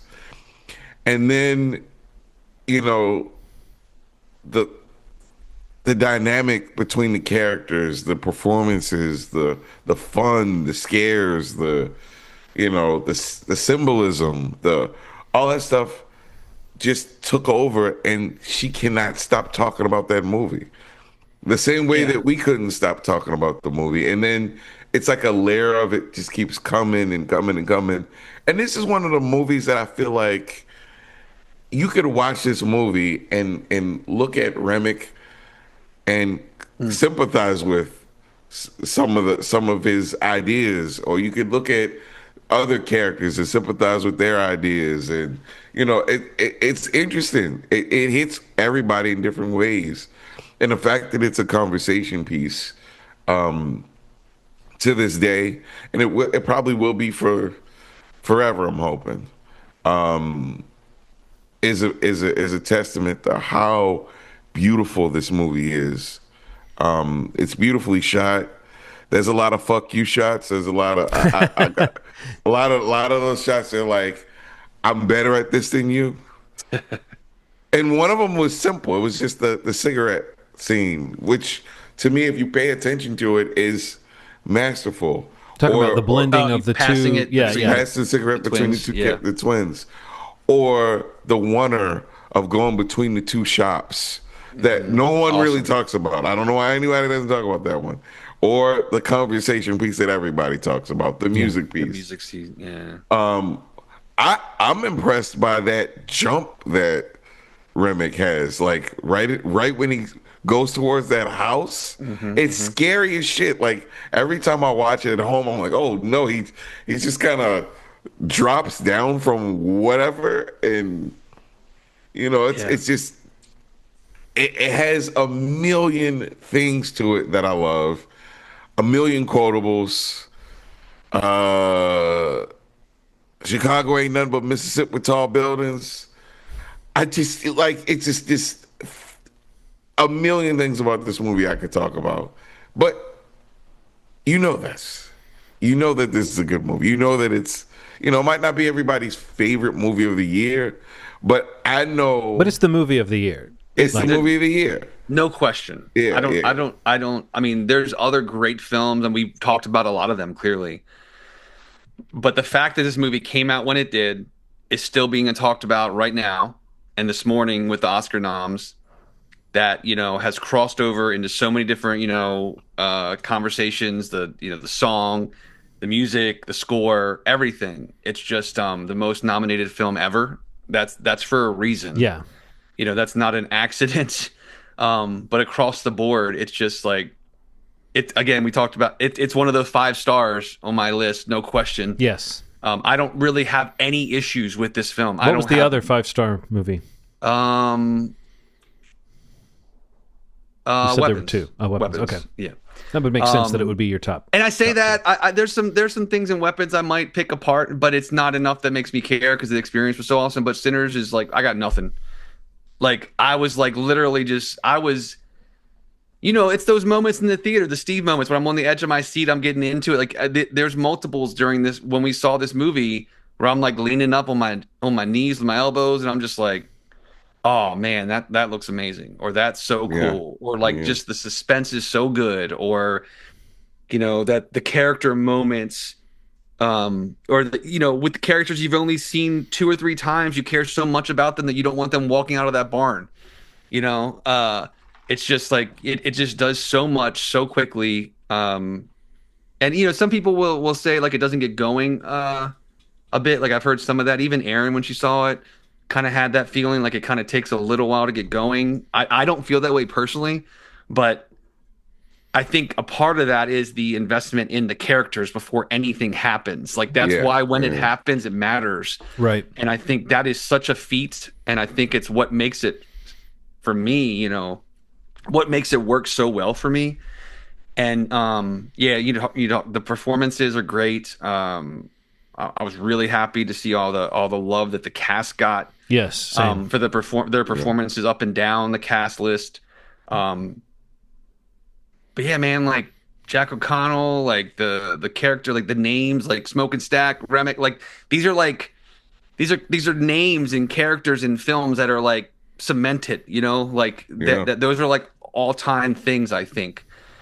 And yeah, I don't think there is a movie that is more a movie of 2025 than Sinners for me. And it's the best movie I saw this year. It's my favorite movie I saw this year. Same difference to me with this title, because just what an amazing movie. Like Ryan Coogler, god damn you. You just man. You just sat down, dude, and you're like, man, I love Sinners so much. Yeah, same. How many times have you seen it, Steve? A dozen. Easy. Oh, wow. I saw it 3 times in the theater, and I've watched it so many times at home. Ronald, you need to get your numbers up. I've seen it 7 times in the theater. I've seen it at home. Yeah, probably more than that. Yeah, I've seen it a lot. It's just so rewatchable too. Like it's so rewatchable. Like you just kind of catch on to other things in scenes. It's not so much of like you're noticing things in scenes, but like you just kind of catch the weight of the scene more, or what talks to a scene later in the movie, or even the music sequence. Like the more you watch it, the more you pay attention to all the background shit that you didn't really see the first time, in terms of like what's going on. And even Haley Steinfeld, like everybody's just so good in the movie. Yeah. And every time I've watched it, I've kind of tracked a different character more and like paid more attention to their performance specifically. And it's just like makes me love the movies even more. It's just it's perfect in my eyes. I think that's the only. Is that the only one? Well, John, I know you have your number 1, but so far, that's the only one that was on. No. Weapons was on all of our lists too. Okay, so that's good. Yeah, I mean, I love this movie too, and we talked about it for like 2 episodes in a row. Like Yeah. it's like we don't always do that where like, oh, 2 of us see it and or you guys saw it and we did a segment on it or something, and then when I saw it like the next week we did another segment on it, and maybe because you were a part of that wave where like the movie didn't go down the second week. Yeah, right. The right. rare thing where the movie, like, I think actually went up a little bit or was exactly the same week over week. Yeah. Because of that, that was that magic that happened, and you were a part of that. I think you guys saw it at a screening that I couldn't make it to. And then I saw it like when it came out. So I was part of the first weekend. Oh, okay. But I did see how, like, what you're saying is true, though. That a lot of people I knew went to go see it after that, you know? So it's like... Anyway, yeah, this movie really had staying power, and it's like I said, it's even if it's not my personal pick for the year, it is, well, it's my number 7 on a list of 10, all of which I love. So I love this movie. Sure. And yeah, I agree with everything you guys said. I just wanted to kind of tap into that idea of what Remick presents as being like not 100% like repulsive, you know. It reminds me of like the Killmonger was right sort of attitude people had after Black Panther, and even though maybe it didn't hit as hard, but like Namor is sort of that guy in Wakanda Forever, like where it's like he's a bad guy, but he's got a point to what he wants or his what's making him mad. There's a thing to it. So maybe Coogler, one of his things he gets is make your villain, if not seductive, at least make them have something real that they're trying to do. And I would say this too, Ronald, the vampire thing, I know we talked about this, maybe we talked about this when we were talking about Pluribus, but that idea of the hive mind, it's the same thing. It's different, but it's the same thing of like, right. Does that sound attractive to you? If you're lonely and you're isolated and you're ostracized, the idea of like a hive mind kind of sounds like comfort. If you're actualized and privileged and well situated, the idea of a hive mind sounds like destruction of character, you know? Yeah, so it's kind of interesting to see like how seductive the idea of a join us and be part of our community, how that could be seductive to somebody from a particular point of view. Whereas if you feel like you've got things the way you like them and you're on the in group, that idea is more horrific. I don't know. It just was something that I thought of when you were talking about the how the bad guys have what they have going on in Sinners is not. It doesn't seem 100% evil, even though we can kind of reason that it is. Sure. Right. And my whole thing about it is that in the sort of flash forward in the end there, Haley Steinfeld and or Steinfeld, is it Steinfeld? Steinfeld? Anyway, Haley, yes, and it's Stein with a T. Yeah, and Michael B. Jordan in that final scene, they're sort of doomed, but they're also sort of free. I don't know. There's just a lot of layers to that, and I do think that Ryan Coogler. I don't like it when people did this a lot with Get Out. When people point to all the symbols and the meanings and everything and the decoding as though that's what makes the movie good. It's like, no, that's just what smart directors and writers will do. What makes the movies good is that someone like Ryan Coogler, who can unify all this shit, who can have all these ideas about what he wants to do with the camera and have all these ideas about what he wants to comment on and have all this story that he wants to tell and somehow unify all of that, like, that is rare. That's extremely rare. And as you said, Steve, for it to be out of his brain, it's an original thing. Crazy. So yes. Well, what could my Bring number it home, one John. be? Yeah, yes. See. Well, I'll say it. If a fella doesn't reveal what his number one movie is, that'd be sort of like a murder. Nice. I thought so. Wake Up Dead Man, a Knives Out mystery is just, when I thought about it as my top movie of the year, does this ever happen to you? You just don't ever think of a good reason. It's like every time you think, well, maybe this, well, maybe this, well, maybe this. Yep. It's like, no, similar to what I was just saying about Sinners, I just really like the way this movie came together. I love that it's the third in a series and it might be the best one. I love the fun people seem to be having this movie, like the way it's shot, the way that it's written, the way that it's filmed. You feel like there's a certain amount of fun being had, especially between Rian Johnson and Daniel Craig. Like, this is their third time with this character. There's a little bit of having a blast involved and coming back to it, it seems. But I thought that just the Josh O'Connor character was amazing. I think that what's his character's name? Father or brother. What? You know, it's weird. He is not in the. Oh, there he is. Judd. There it is. Brother Judd or Father Judd. Duplessis is his name. That's a very writerly last name. But anyway, Josh O'Connor is someone who I've been enjoying for a couple of years now, and he just really this was the star making turn for me in terms of this guy's got a vibe and an energy that I just love. I love Father Judd's moral struggle.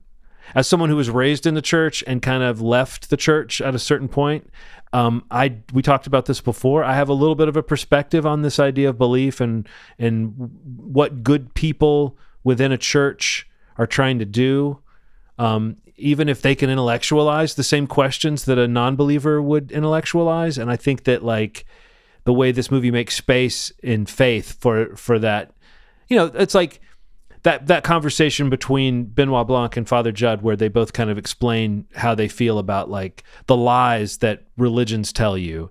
I'm still kind of on the Benoit Blanc side of that, but I love how in that moment you can see that Benoit Blanc is kind of having his eyes opened. He kind of has a touche sort of moment where it's like, okay, this guy's not just blowing smoke. This guy actually believes in helping people and being there for people. And then there's that beautiful scene where they're in the middle of the caper, and then that woman on the phone just says, "Would you pray for me? And my mom, she's sick and everything." And that was just heartbreaking and real, shift, and made me think of all the people in the church I grew up in, all the truly decent people who were very generous and very charitable. And, I still think of them when I think of my moral backbone. There's people that I grew up around in that church that I think about. And I think this movie kind of tapped into that in a way that felt really smart. It didn't feel like it was trying to make one kind of statement. And I do like that it also was, it as far as the murder mystery part of it, it's convoluted and gory and surprising in the way that I think, Rian Johnson, we talked about this before. He's just a smart guy. The way he structures things, his movies are little boxes with surprises in them that as you get deeper into them, the reveals are he likes to keep you going and then hit you with the reveal, and then a reveal that deepens your investment rather than a reveal that makes you feel like you were getting tricked. And I just think, super fun movie, super great cast, and particularly the way that that relationship between Father Judd and Benoit Blanc plays out. I really feel like it gives this movie a huge emotional impact for me. So, Wake Up Dead Man. Yeah, amazing. I loved it. It was my number 6. Didn't really talk about it. Glad that you had it so high. I think it might be my favorite one of this series as well. I mean, watching it a second time over the last couple of weeks, actually. Just the performances really kind of feel the most unique, I guess, of the series. Yeah. And even Benoit Blanc's role in the story feels more unique. His kind of feelings about religion kind of coming through in some of their conversations and things like that, I thought were just great. Yeah, and Josh O'Connor was awesome, and it's awesome movie. Well, that's it, guys. That's the top 10 list for all of us. So I've done the tabulation here, the counting, the summations, the formulations, and the Schmovie top 5. I'm going to go top 5. Okay. The Schmovie top 5 from 5 to 1 would be F1, which got 14 points on 2 of our lists. No Other Choice at number 4 that got 15 points on 2 of our lists. Wake Up Dead Man, also with 15 points, but getting slot 3 because it charted highest on one of our lists. Gotcha. 15 points on 2 of our lists. Number 2, Weapons. 20 points on all 3 of our lists. And number 1 film of 2025 per movie Schmovie, Ryan Coogler's Sinners. 24 points on all 3 of our lists. Wow. Yeah, that's a good list, man. I got to check out No Other Choice. Yeah, I'm aware of it. I haven't seen it. It's on that list of ones I've meant to want to see. And just, it just shot up a bit now that it charted so highly on this podcast list. Once these go public, I'm sure these films are going to all benefit from this episode. Yeah, they're going to shoot up the charts. So I was going to ask you guys, and you could put this in terms of if you have your if you made your list beyond 10, like right now, my 15 through 11 are sort of like my honorable mentions that I could rattle off. But there's a subcategory in here that I want to mention, which is when a performance is so good that you wish you could have muscled that movie onto your list, but you just couldn't quite muscle it onto the list. Interesting. So I'll explain. I'll get to my. So here's my 15 through 11. Yeah. At 15, I had Bring Her Back. At 14, I had Misericordia. Misericordia? I don't know how to pronounce the name. Misericordia. I don't think I heard of this one. It's very interesting. Another kind of black comedy, like very, very muted comedy, but a funny, bizarre, kind of sinister movie in some ways. And then this is the one that if I could have, if just Rose Byrne's performance alone, and If I Had Legs, I'd Kick You, if that was the whole movie, it almost is. The movie's good. It's at 13 for me, but like I really wanted it to be higher, but something about the movie itself, I didn't quite get a grasp on. Like, I like it, and I like the way it was structured, but there were a few moves and a few character choices that kind of bewildered me to the point where I couldn't quite get my arms around it. And then my number 12, just because it's so rare to see a silly comedy these days that makes you laugh that hard in the theater, Naked Gun. And then my number 11, Sly Lives. That's such a good movie, man. So, Ronald, what are your honorable mentions, and what is there one that has a performance in it that you really wish you could have, honored? That One Battle After Another, that's the one for me, that I wish I could honor.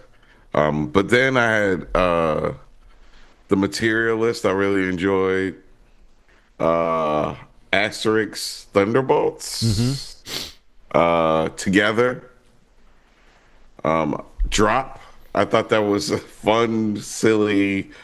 It could have been a Netflix movie. I think that thing would have went platinum in the streets. So people would have seen it. Well, I think once it goes to Netflix, it's going to get really big. Wicked for Good, Legend of Ochi, and Minecraft, and How to Train Your Dragon. Man, those are two other ones I really wanted to make the list, and it was just hard because, I feel like they would have changed the balance of the DC universe if I would have.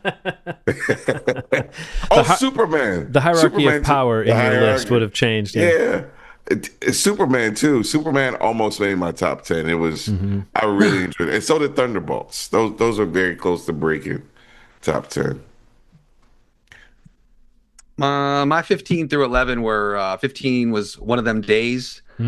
So good. Keke Palmer's is a comedy. Loved it. Predator Badlands, Warfare, and then 12 was Superman, and 11 was Thunderbolts. So just outside, I think, no superhero in my 10, but they were kind of flirting right around the edge there. Yeah, those are some good movies, man.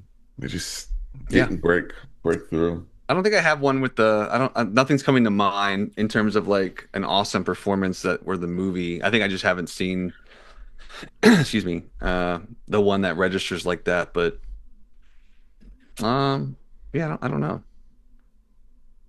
Begonia, like I didn't rank it as high. It's not like in my honorable mentions or anything, but maybe that. I think the performances in that in general are great.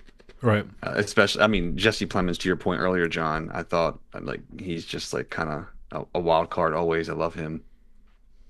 It wasn't in my, it's an honorable mention, but another movie, like I think we talked about it a little bit on the podcast, but that was, I think, maybe just outside the honorable mentions. The Long Walk and Companion. I don't know if you guys ever saw that. No, I saw Companion. I didn't see Companion. But that was those I really like those as well. Maybe just to mention them if anybody didn't catch them when they came out. But yeah, man, great list, guys. Good to go over this. This is a lot of fun. It is kind of wild to me how like there's a couple like No Other Choice popped up, and what else is anything else that was on one of the lists? Eddington, yes, but more so like the Oscar noms or films that got in there. Like I just feel like these lists could possibly shake up so much once we see some of these other movies. Oh, Secret Agent you had, right? That's on the list. I want to see that.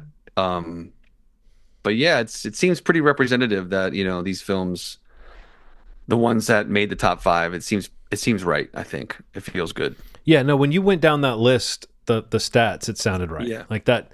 That's always a nice little snapshot of like that's the temperature of the room. Yeah, it's a vibe check for this pod. It's Yeah. like, some things, the representation in terms of like, like 5 through 4 is on 2 of our lists, and then the top 2 are on all of our lists. It's like that's the weighting of that score, and it's like, okay, well that should be, that's the way it should be. It's like that feels right for this podcast. Cool, guys. Well, we'll guys get back to the regular episodes next week. We'll get around to the required viewing. My pick was Sovereign. I chose last week. We kind of put that on the back burner, so we can spend time talking about our top tens. I don't know if we have plans for next week's episode per se beyond the required viewing, but I'm Probably sure Bone something Temple will will find its way in there. Oh yeah, we'll talk Bone Temple 28 years later, and whatever else we see between now and then. Schmovie.com is the website. You can go there to subscribe to the podcast in the audio form if you like. You can listen to episodes right there on the site as well. If you don't want to subscribe to a service, youtube.com/movie podcast. Go there for everything, really. You can go there for audio, video, long, short. There's also a new section that what is it? The home cut is that the little the home cut, yeah. where Ronald and John have an episode to just put up with the Kaleidoscape, this partnership we're doing with them, where they're reviewing Predator Badlands, which we mentioned a couple times on this podcast. So it would be good to check that out if you're interested in that title or that platform. Tons of options on the YouTube channel. We'd love it if you could go subscribe and hit the bell so you get notifications when all the videos come out, even the ones that aren't just this main podcast. Like I said, the home cut, and we got the shorts that Ronald puts together to kind of get an idea of what we talk about on a weekly basis. Thank you so much for listening. That was our top 10. And as Very always, proud of that. yeah, I like it, man. There's nothing wrong with it. It feels good. It does feel good. Now we can get back to a normal pace of watching movies, and like start building up for next year. It all resets. Man. Yeah, thank you so much for listening. And as always, you've made our day. Thanks. Bye.